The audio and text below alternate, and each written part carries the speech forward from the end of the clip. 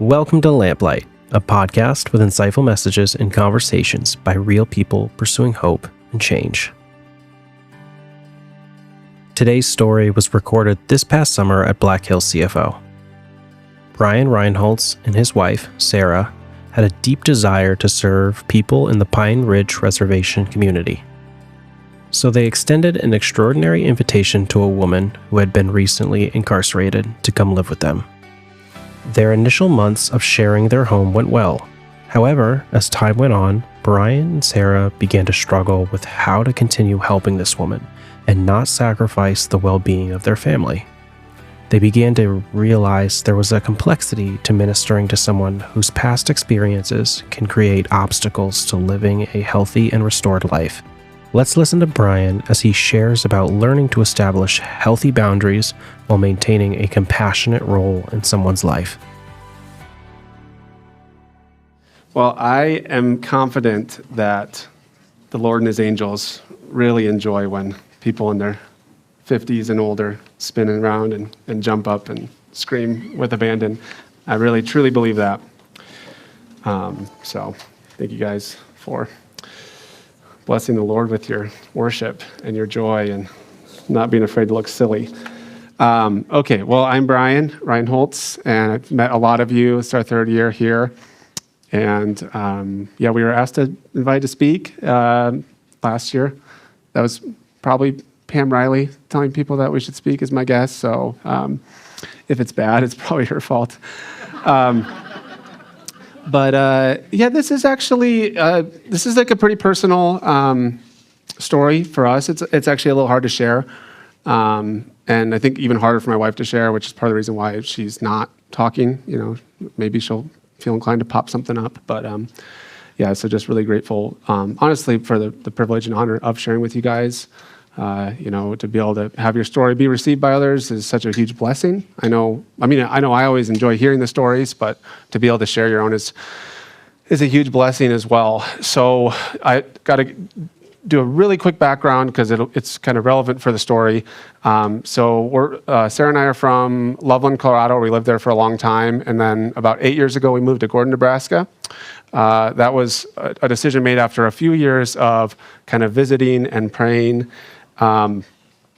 for a way to move to the Pine Ridge Indian Reservation. So that's kind of our connection to the area originally. We were partnering with some ministries there. A lot of different changes and things happened. A lot of things happened with the reservation. I don't have time to get into any of that, but long story short, we ended up in Gordon, Nebraska 8-9 years ago with this heart to be of service in some way, shape, or form to the Lakota Nation. And I don't really have context to get into the reservation. You either know a lot about it or you don't. So we can talk about that later. So, but what I want to talk about today is a specific story. So that took place, that started in July of 2022, and the hook is basically that we invited a lady, just a little bit older than us, who had just gotten out of the Pine Ridge jail to live in our home. And so this is basically the story of what happened with that. It's 7 months long. I have it broken up into months. Sarah had been teaching, running a women's Bible study for about 4 years leading up to this point. And she had always, tried to encourage the women with a number of different things, that they're the change, that they're the hope of their people, that they're the transformative force. But one of the things that we'd also seen personally is that because of the nature of the culture of the reservation, it's really, really, a lot of times people would come to jail, get sober, maybe get saved, have a real conviction and struggle to live differently, and then be in the same boat like a week after they got off. And so Sarah would often say, hey, if God's pressing on you that like it's not good for you to go back to your old haunts, your own place, like come to Gordon, we'll figure it out. We'll find you a job. We'll find you a place. So this had been, I think she'd been communicating this. Probably hundreds of people had heard this. This is the first time anyone ever took us up on it. And so her name's so in July of 2022, was in the jail. She got saved. She had a pretty God really just spoke to her through several different programs and really grabbed hold of her heart. And basically she called and said, I'm out, come get me. And so this is kind of the story of what happened there. So starting in July, we got the call and said, okay, well, let's just go get her and we'll kind of figure it out from there. So we get her. We had a party planned at somebody's house that night. So we're like, we're going to this party. Do you want to come? And so she came, and then we just kind of talked about it, prayed about it. We're kind of like looking at each other the whole night, like as this was happening. And we're like, yeah, well, she can sleep here tonight. We'll just have her sleep here tonight, and then we'll just figure out tomorrow. And then we kind of did like sleep here tonight and figure out tomorrow for a few months. So she was at our house, and honestly, it was amazing. The joy of someone who's just come to the Lord and is just like so filled in the Spirit, so overwhelmed, so overcome. God gave her the word, be still and know that I'm God. She was a very, very anxious person with a really traumatic past and history. And so that was the truth she could hold, is like, be still and know that I'm God. So, and she would keep coming back to that. But at our house in Gordon, we've got this beautiful, huge covered porch. So we spent a lot of the summer just on that porch listening to praise and worship music. Actually, I noticed there was like 3 elevation worship songs that we did. And that Lion album was the one we listened to a lot. So I can't really listen to that album without thinking about her now. Anyway, so yeah, really July and August, it was just a lot of joy, a lot of worship, a lot of celebration, studying the Bible together. And just a lot of moments of her being like, I just can't believe I'm happy. I can't believe I'm sober. I can't believe I'm safe. I can't believe, just trying to walk into a completely new identity and a completely new family and a completely different way of living. And we were just sort of doing the one more night and we'll pray about it. We'll see, one day at a time. So then as, kind of like a month or so progresses and we get into August, we're also starting to kind of process through like, this is great. We love just worshiping and doing things, but we also are starting to kind of think about the practicals of life. And so we're learning that she used to be a nurse and she lost her nursing license. And so she really wants to try to get her nursing license back if she can. And also she wants to get her driver's license back. And then also we're learning that she's estranged from 2 of her children. One's an adult child that has a little bit of contact, and then one's a teenager who's in like a group home and hasn't been allowed to talk to her. So these are kind of the things that we're praying for, is like getting established, getting the nursing license back, the driver's license, just continue with the discipleship, and also working on the kid reconciliation. And in those early days, we saw a lot of miracles. She had a lot of physiological wounds from all the trauma and abuse that she had been through, which obviously I'm not going to get into the details on that, A, because it's her story, B, because we have a very diverse audience today. But there were things that happened that had very like traumatic, like internal injuries and things, and she just went back and just didn't have injuries. So that was pretty cool. God did some amazing things during that time. And, and a lot of those things that we prayed for ended up coming to fruition. She ended up getting her driver's license back. She ended up getting her nursing license back, which I think was a miracle as well. Because usually if you're a drug addict and make a lot of mistakes and a drug dealer, like they don't give you a nursing license back.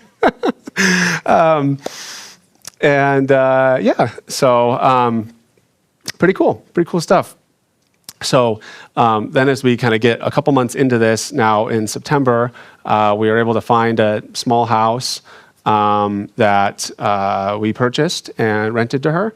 And so that was kind of a whole nother adventure, right? First she was learning to live with this stable, functioning family that she'd never known before. Well, then she was actually learning to live on her own for the first time ever. And that came, and with that, this is right around the time where some of the old life and some of the old demons are kind of starting to come back, the different like bouts of anxiety and struggles and experiences, especially anything around her kids and her relationship with them, because that's kind of what made her lose it the first time was losing her kids. So then trying to be at home by herself. And so we get a call, there's a light, someone's outside, and we come out, it's like, it's just the internet light. There's no one outside. You're safe. Like, okay, go to bed. But yeah, so for a lot of this time, we're going back and forth, helping rehab the house, and then just doing visits, having dinner together. And she also gets a job at a nursing home, so that was great. So then she was starting to navigate like working a job again and navigating like coworkers. And so we're talking through all this. And one of the gifts that I didn't get to through this whole experience was how connected Sarah and I were at the time through the experience, because for a lot of our church life, running a lot of kids, running a lot of small groups and things like that, what tends to happen is I'd be doing the men's group things and she'd be doing the women's group things, or someone's on kids and someone's on this. And I don't know if this is true for a lot of the married couples out there or not, but I felt like we just didn't really minister together. It's like we were oftentimes doing our own thing. And this was a really unique situation where it was like, okay, we're really involved in this and we need to be on the same page and like trusting the Spirit and making sure we're okay every single day. And our kids are really involved in this too. So it's a whole family deal. And our church was really involved in it too, because within week one, she's coming to our church. And so people are like, who is this person? And what's they knew that Sarah did a Bible study, but still there was a lot to process and a lot of, are you sure this is safe? What about your children? What about this? What about this? And so a lot of well-meaning, well-intentioned people just had a lot of concerns in general. And so, through that, we had a couple visits back to Montana, which was where she was from, and we were able to visit her teenage son, and just processing a lot of just different things on life, kind of helping her to rebuild a life. And of course, like hearing all about her story and her testimony and relationships and childhood and all these things in a lot of depth. And as things started to get worse, she tended to be a lot harder on Sarah than on me. And we think that's because her mom abandoned her and she was probably projecting on Sarah in different contexts. So anyway, so that was kind of stuff that we were struggling through. And then in October is kind of where we kind of like crest a certain hill and things get pretty hard after this. And sort of the watershed moment in the experience. So there was this specific week, in my notes it says spiritual attack week. It's like Shark Week, but it's spiritual attack week. And so three things are happening simultaneously during this week. So one is I have a planned trip to go to Washington, D.C. and do the Museum of the Bible with a church group. The second one is, I find this out, I think the day of my flight. I can't remember, Sarah, if it was the day of my flight. I got called in and I was being investigated by HR at my organization because someone had complained about me as a manager. So I got called into this tribunal where they interviewed me about everything to see if I needed to be punished or something. And then the third thing that happened was oldest son overdosed on fentanyl. So all that happened within the same day. And so I was just we're we know she needs to go to Montana. Is one of us going to Montana with her? Do I go to DC? What do I do with the HR thing? I mean, the HR thing was sucky, but it's a job's a job. But it just added to the complexity of all of it. So we sat down, we prayed about it, and we decided, you know what? It's going to be okay. We're going to get her on a flight to Montana and go do your DC thing. You've had this planned for a year. So that's what happens. I go to DC and she goes to Montana. And the short story is she's not emotionally, psychologically, or spiritually prepared for what happens there. Because his face is all blown up and he almost died and there's drama and grandkids and just family distress and she's just completely overcome. And we just sent her out there.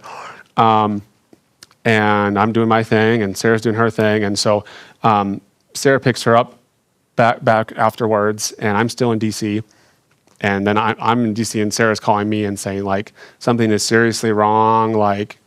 I'm scared, because she basically picked her up and it was a different human being, just violent, angry, vile language, just really, really overwhelming. Sarah didn't even know what to do. So she just drove. And I know one of the things that if Sarah was standing here, one of the things that she would point out is she feels like God was really protecting our children because somehow they have no memory of the 2.5 hours of expletives and anger and rage, and they have no memory of that somehow. So thank you, Lord, for that. But yeah, I knew I was walking into something really uncomfortable because Sarah was having panic attacks or borderline panic attacks, afraid, wasn't sure what to do. So kind of asking people at our church for help. Can you check on her? Can you do this? And just trying to navigate, oh my God, what do we do now? And so yeah, that I think that was how the devil was going to attack her, was with her kids, because that was like the most.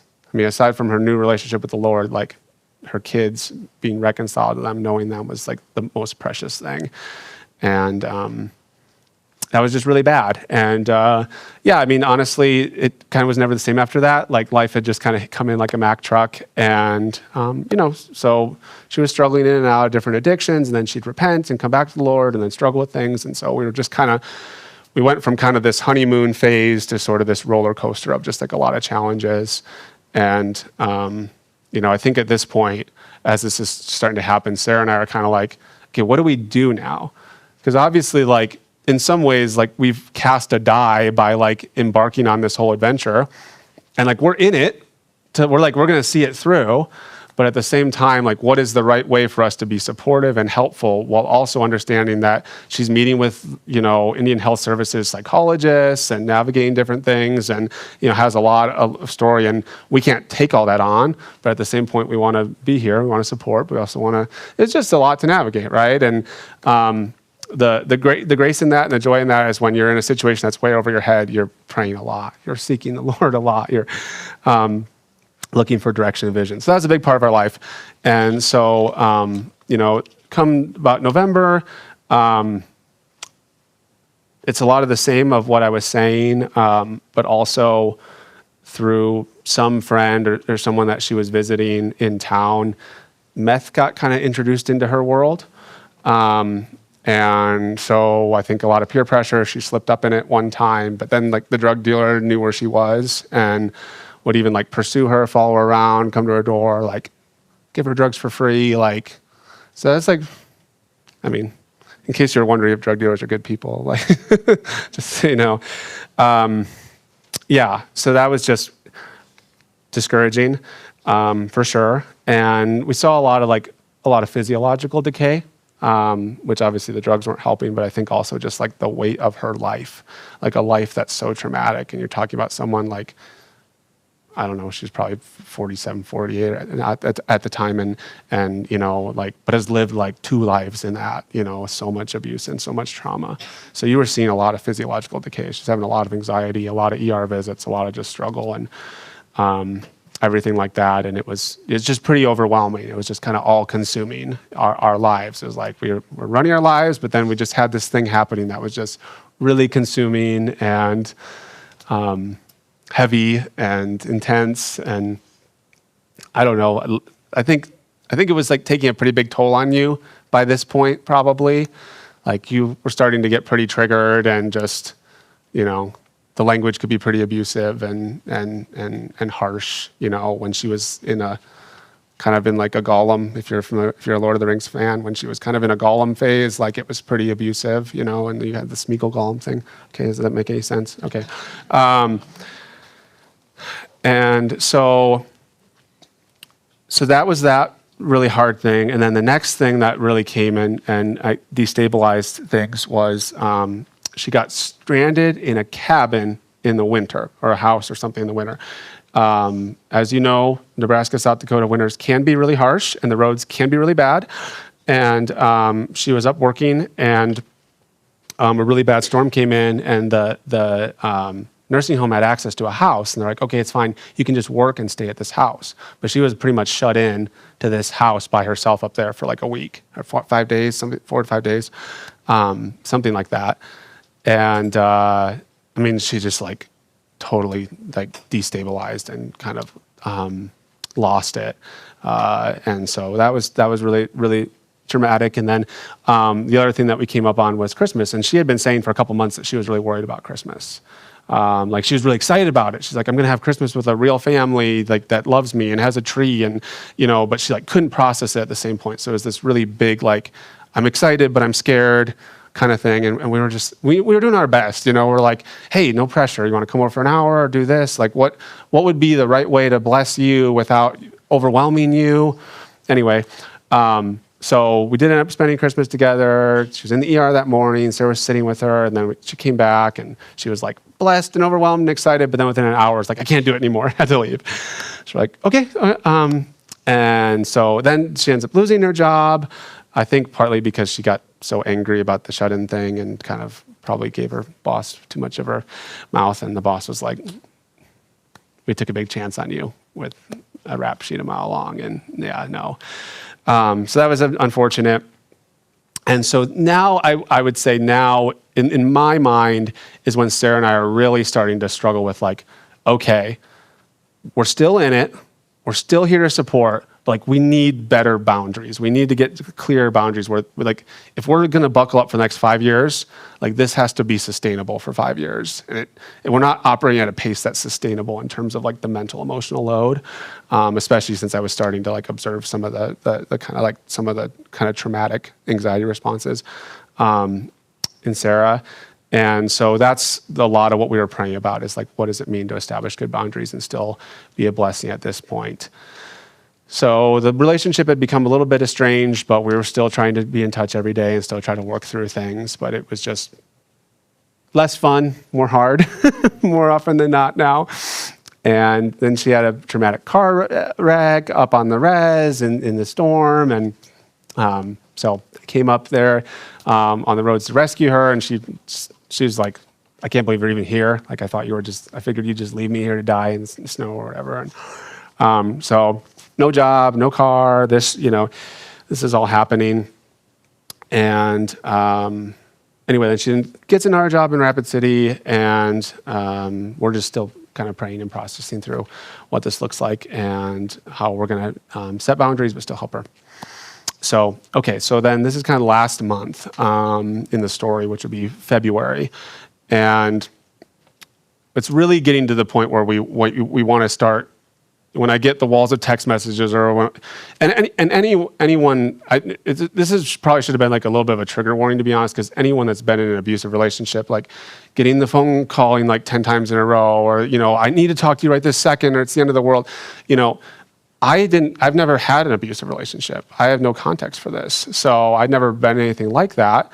And obviously we still had each other. We had a huge church around us. The cops all knew us. I mean, we were very, very protected in Gordon, but I really feel like the Lord peeled back an opportunity to see just a glimpse of what people go through, what people actually go through that don't have all those safety nets and don't have all those backgrounds. So we're just like trying to like pull back and be like, nope, we're not going to be manipulated. We're not going to be controlled. We can talk tonight. We'll meet for dinner. So you're trying to like establish these boundaries, but she's receiving that as like I'm losing things or I'm losing control, and so you can tell it's kind of unraveling as we're going there, and so this all culminates in this. Situation that was really, really challenging, where I think we had been over there, 2 or 3 nights late that week. And it was like every night there was some, world-ending emergency. And we were kind of like, we can't answer the phone every night at 10. We can't run over there every time. And that night she calls and calls and calls and calls and calls. And I just told Sarah, I was like, it's like 10:30 or 11 or something. We're just going to sleep it. And then I think you finally talked to her, right? I think you finally talked to her. And she's like, I cut myself. I'm hurt. And I said like, we'll call the police for you, I think is what we said. Because we just felt like we didn't want to be manipulated and pushed in this. We'll call the police for you. No, I don't want that. And I don't remember. She called the pastor, and I think he was like really not sure what to do. And then she called another one of our friends who ended up going up there and sitting with her and bandaging it. But it was pretty clearly like a cry for help. I don't want to say it to minimize it, because it's a really hard situation to know how to navigate. But we also didn't know what to do with all that. So that was kind of like the point where, then it was like, from that point forward, every time we talked to her, it's like, you hate me and you think I'm worthless, and this is why, and this is proof. You left me there to die. And it's just, so that kind of led up to like what I call hell week, you know, where it was just like super, super toxic and emotional. And we were just like so overwhelmed. And anyway, so we're just trying to set boundaries. And then I was going into this mode of like, okay, I can't even disciple you anymore. You have a counselor, you have other people you can look to. We have to like step further back, but I'm still your landlord, and we'll like communicate at that level, and I'll help you financially. And so that's kind of, I was kind of making that transition. But after I started really setting the boundaries of like, I can't talk, we'll have a phone call tonight or something to that effect, then she kind of lost it. And actually, I remember Sarah and I sitting there praying, and we were kind of praying and felt like, Lord, like, it's up to you, but like, we're ready to be done. Like, but it's up to you, like, we're okay, but like, if that's your will, if that's, like, we're ready to be done. And I think she was gone within like 3 days of that prayer, something like that. Does that sound right? We didn't push her out. She was just like, I'm not safe here. You're following me. You're like you're having people spy on me, and like, I'm leaving. So we're like, okay. And so it was this really weird final day where she's like, hates us, but then she's like, oh, but can you help me set up this new phone? You know, because I don't know how to do it. But, you know, just like, you could just tell like her mind had really destabilized, and she was like really dissociated. So it's like, I need your help with this, but that, you know, and can you help pack boxes for me? But, and so we were just kind of like, we felt like that was the Lord's answer, as like, our part of the story's over. And so we were just kind of like, okay, like, how can we help you go if that's what you feel like you need to do? And so I definitely have a distinct memory of kind of packing up her house. I had this little white Chevy S10. It's a great truck, by the way, but it only had 3 seats. It didn't work great for a family, but I loved it. You could fit a lot in it, and a really long bed. And so we were just loading up. I gave her the S10, and was like packing up her boxes. Like, I'm packing my boxes that I brought over for the stuff that I helped her get, and loading it in my truck, and just hearing like how I'm a horrible human being, like I should be ashamed, like how God's gonna punish me and torment me, you know, just like everything you can imagine. You're just kind of like, okay. And I just didn't say anything. I just kept working, you know, until it was over, because what do you say? So yeah. Mary was there that day, so she would remember. Mary picked me up from her house that day. But that was it. She's gone. And so that in a lot of ways is kind of the end of the story. I have a few more minutes. So we didn't know if she'd be gone for a long time or not, but that was pretty much it. It just ended very abruptly.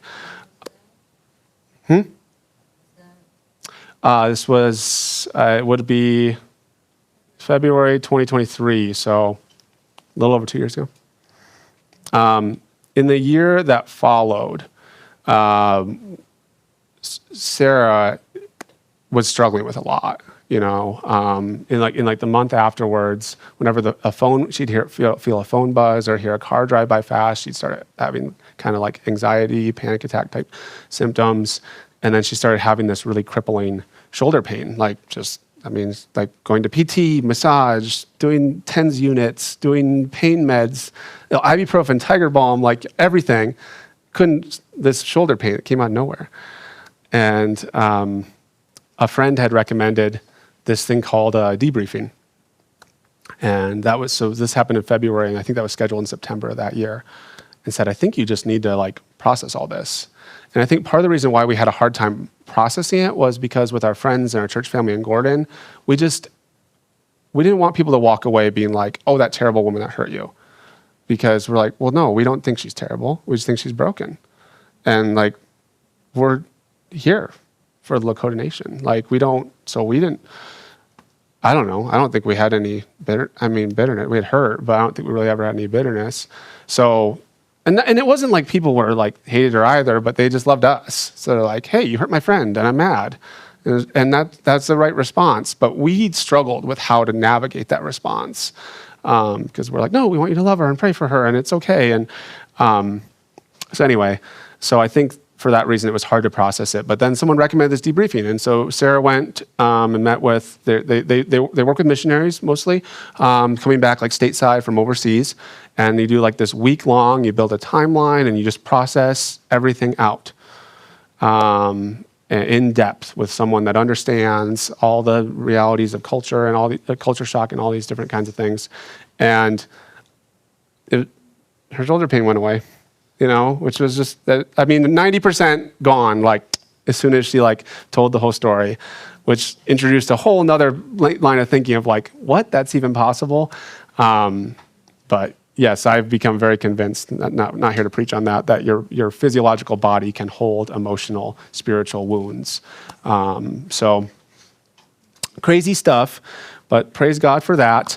And then that happened in September, and then October of 2023, which would be, 8 months after she left and a year after her son overdosed the first time, we got a phone call. We've heard nothing for 8 months, and then I got a phone call. And I picked it up, and this was the phone call. She said, Brian, Ethan died. And so Ethan was the older son. And I was like, oh my God, I'm so sorry. Like, what happened? Like, how are you doing? How are you processing? I'm just like, this flurry of emotion. She said it was fentanyl overdose. I was like, I'm so sorry. Like, can I pray with you? Can I do it? How can I pray for you? Like, what can I help you? My heart's broken. And she says, just in this really flat voice, she says, Brian, I need a car. Will you buy me one? And I was just like, I don't think so. I said, okay, goodbye. Maybe she said, don't forget me. Okay, goodbye. I can't remember exactly the words. And I don't say that to pick. I'm not criticizing her, just to be clear. Like, that's not my point. But it was just the clarity of like the finality of like this thing. Okay, you did this thing. You did it in faith, the best you thought you could, and that was it. So, yeah, I don't know like what you think of that story, but when I prayed about it, I felt like God just said, just tell a story.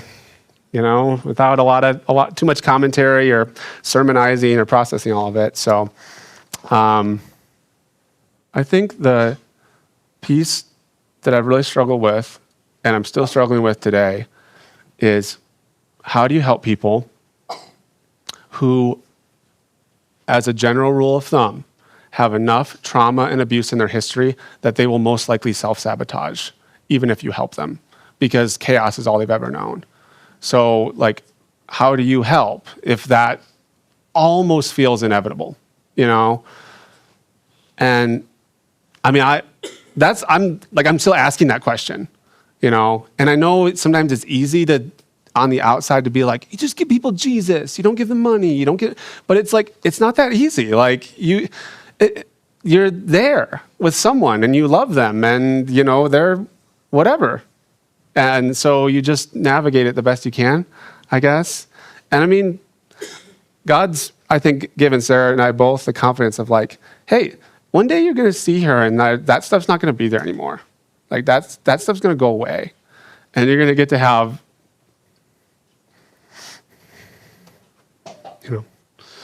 it'll be like it was before. So, but yeah, I don't know. Honestly, it has shaken us up for sure. So we're just taking it one step at a time, I guess. I think the truth I most recently received related to it was that, like, being in a season of waiting is not the same thing as being stuck, but they might look the same. And to understand that it's okay to be waiting for direction and vision, it doesn't mean you're stuck. So that was something I needed to hear. But I still feel stuck sometimes when I'm waiting. All right. Okay, thank you guys so much for listening. Appreciate it.